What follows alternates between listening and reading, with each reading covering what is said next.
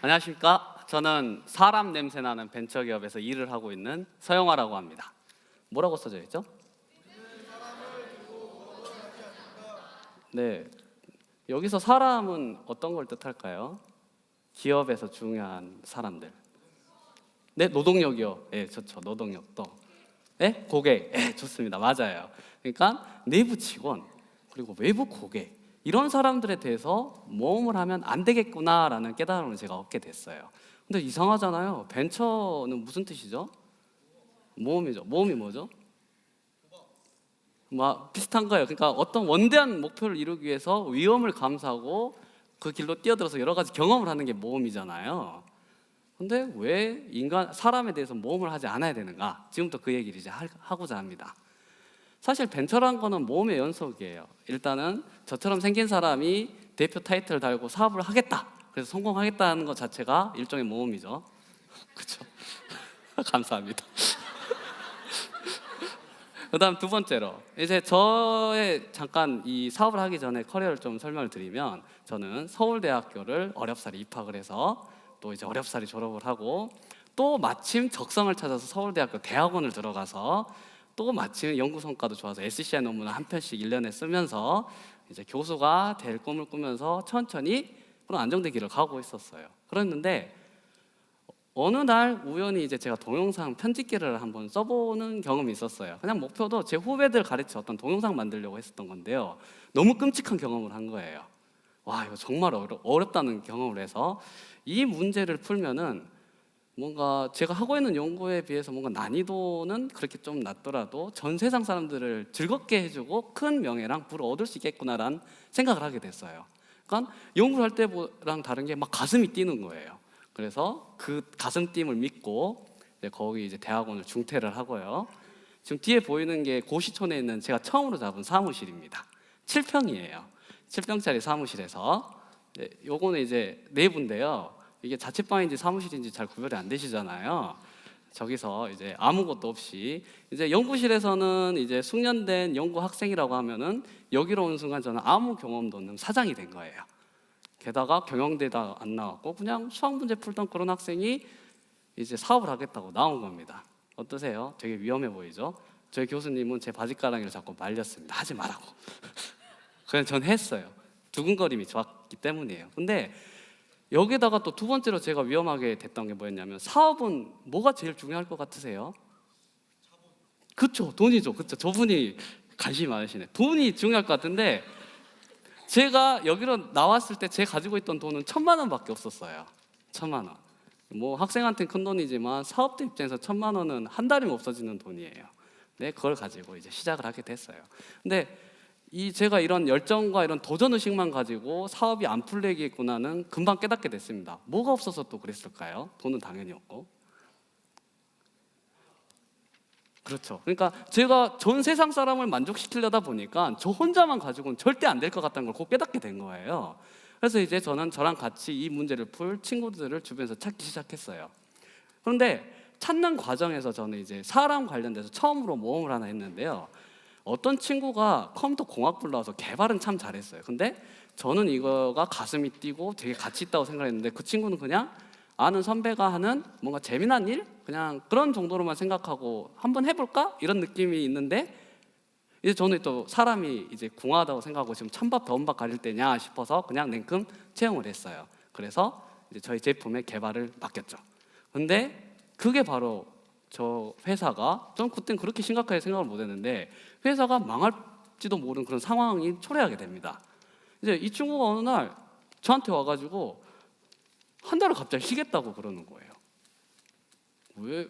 그러니까 벤처기업에서 한 달은 1년하고 똑같아요, 진짜. 농담 조금 보태면 1년하고 똑같거든요.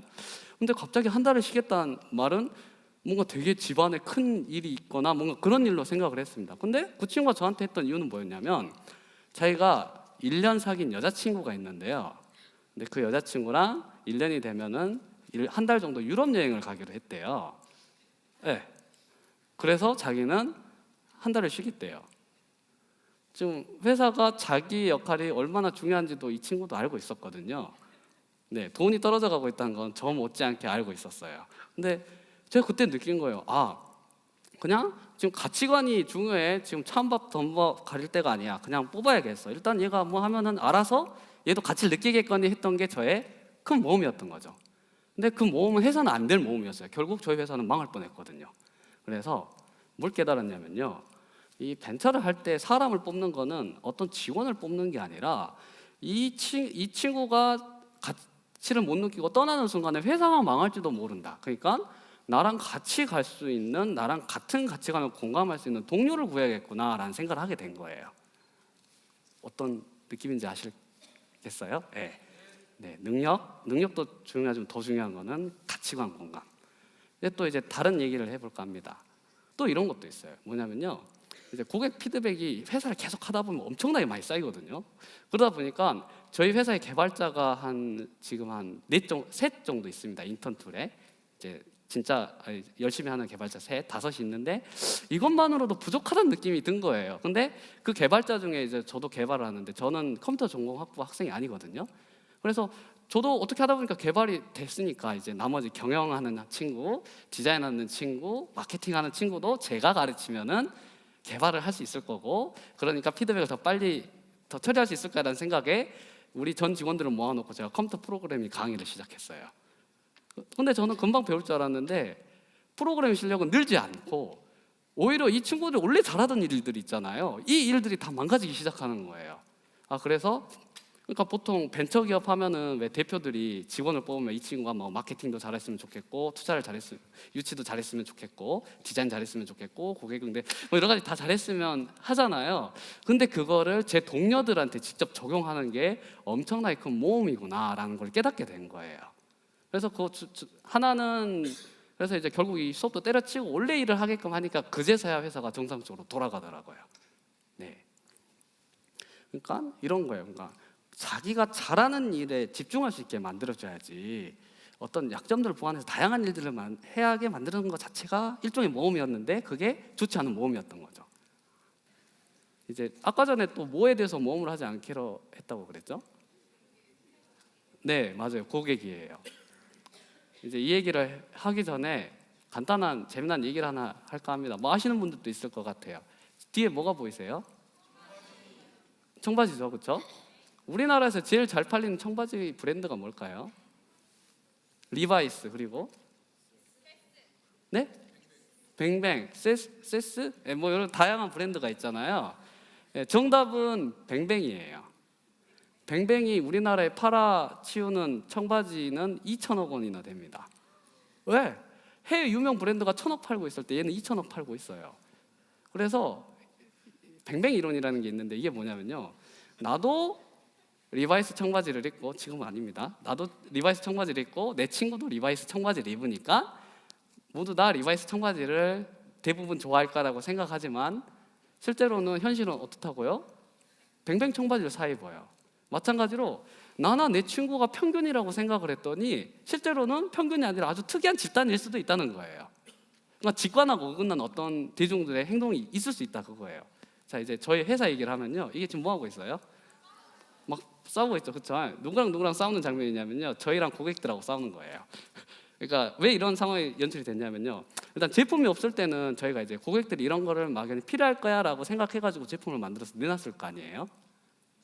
내놨어요. 내놨더니 저희가 좀 상처를 받기도 했어요. 뭐였냐면, 너희들이 뭘 만들려고 하는지 알겠어, 일단 내가 쓰겠어. 그렇지만 네가 만든 거를 좀 많이 바꿨으면 좋겠어 라고 말을 하더라고요. 근데 그거를 냉정하게 표현하면 너네들이 만든 10% 외에 나머지 90%는 다 버리고 내가 원하는 걸 채워줘야겠어, 이런 반응이 나오는 거예요. 그래서 저희는 처음에 우리가 너무 똑똑해가지고 내놓은 결과물이 고객들이 이해를 못하나 보다 싶어가지고 이제 그게 왜 너희들이 필요하는 나머지 다른 새로운 90%보다 좋은지를 설명하기 위해서 홈페이지에 설명도 잔뜩 써놓고 뭔가 혹시나 뭐 다운로드 버튼이 너무 작아서 그런가 키워보기도 하고 했는데 그런 노력들이 전부 다 헛수고가 되는 거예요. 그래서 또 회사가 또 위험해지는 거예요. 뭔가 좋은 성과들이 나와야 되는데 다운로드도 안 받는 거예요. 저희 다운로드율은요, 초반에 얼마나 됐냐면요, 0.06%였습니다. 곧 망하겠죠, 그러면. 그래서 저희는 생각을 바꿨습니다. 그냥 고객들이 저렇게 원하는, 제가 아까 전에 저희 고객들 어떻다고요? 되게 적극적이에요. 저렇게 원하는 저걸 한번 만들어줘 보자 해가지고 회사 방향을 거의 그냥 처음엔 뭐 IT 개발 회사 이런 느낌이었다면 뭐 고객 친절 서비스 회사 이런 느낌으로 아예 바꿔버렸어요. 그냥 해달라는 거 다 해줘 보자 그냥 이렇게. 죄송합니다.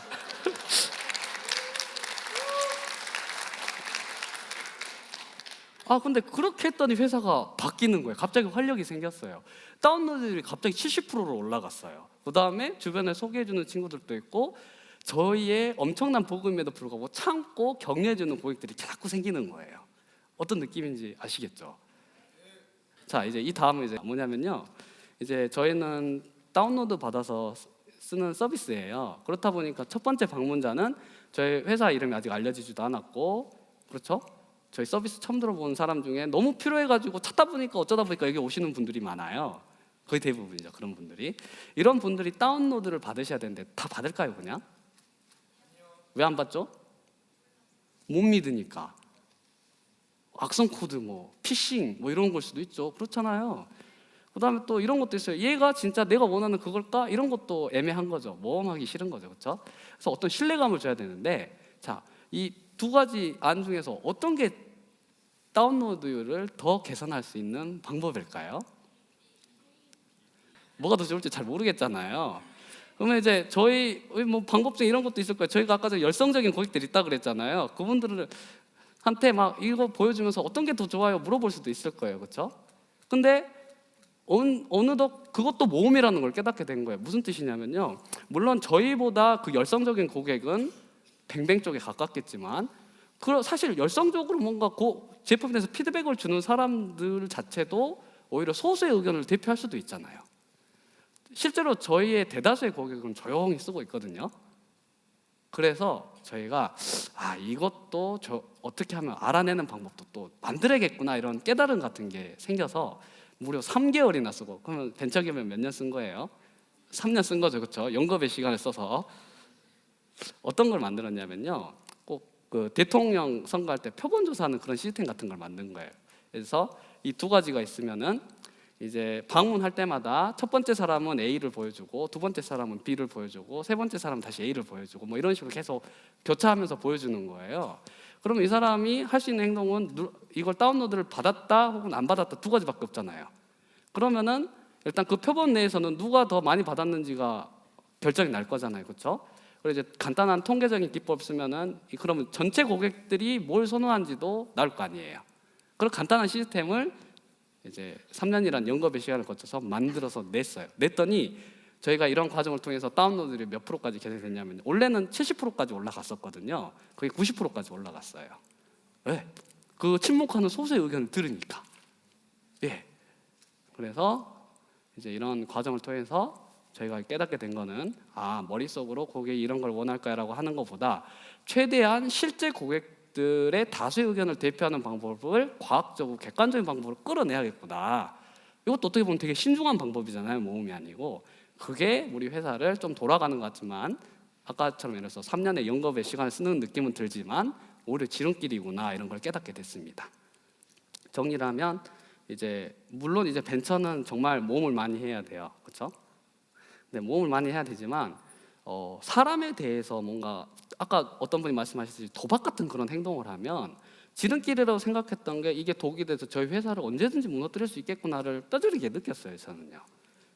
물론 이제 그렇다고 해서 저희 지금 현재 방법이 우수하다는 건 아니에요. 이게 이제 점차 봐야 되니까 점점 더 많은 사람들이 저희한테 뭔가를 해결해 달라고 그러고 뭔가 점점 더 복잡해져서 저희는 이제 또 더 많은 시간을 들여서 어떻게 하면은 객관적인 의견을 끌어낼 것인가, 어떻게 하면은 이 가치관을 공감할 직원들을 뽑아서 더 문제를 해결할 것인가 이런 건 해야겠지만요. 그래도 저는 이 길이야말로 지름길이라고 생각을 해요. 그 메시지를 오늘 여러분들에게 전달해주고 싶었어요. 네.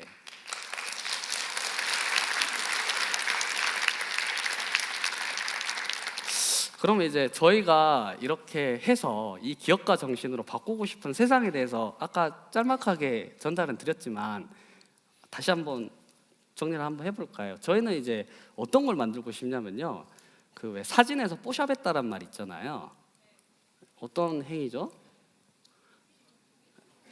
네, 찍어놓은 사진에 뭔가 포토샵이란 프로그램을 도구를 이용해 꾸며서 뭔가 날개를 달아주는 작업이잖아요. 마찬가지로 뭔가 동영상을 저희 회사 이름이 뱁션인데요. 뱁션했다 이런 말을 전 세계 유행어로 만들고 싶어요. 그 행위를 할 때 저희 제품을 쓸 때 고객들이 저희 제품을 그냥 현재는 좋아하는 수준인데 아주 사랑하게 만들고 싶어요. 네, 그렇습니다. 그런 일을 하고 싶습니다. 감사합니다. 나에게 기업가 정신이란 누구나 갖고 있는 날개라고 생각합니다. 그런데 어떤 사람들은 그 날개를 가지고 저 하늘을 헐헐 날 수 있는데요. 근데 또 어떤 사람들은 마치 닭의 그것처럼 자기의 거추장스러운 걸로만 여기고 있는 사람들이 있다고 생각합니다.